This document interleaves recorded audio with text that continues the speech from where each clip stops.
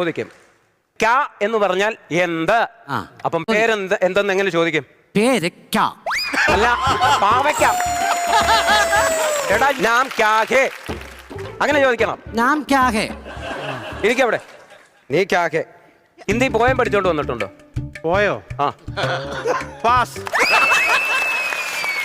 ഇത് ഞാൻ നിന്റെ പേര് കേസ് കൊടുക്കും. അഖിലേ ഹിന്ദി പോയം പറഞ്ഞു അനന്ത് എഴുന്നേറ്റ് ചൊല്ലേ. ഹിന്ദി പോയം എഴുന്നേറ്റ് ചൊല്ലാൻ. അതിന്റെ ആദ്യം ഒന്ന് പറ സാറേ.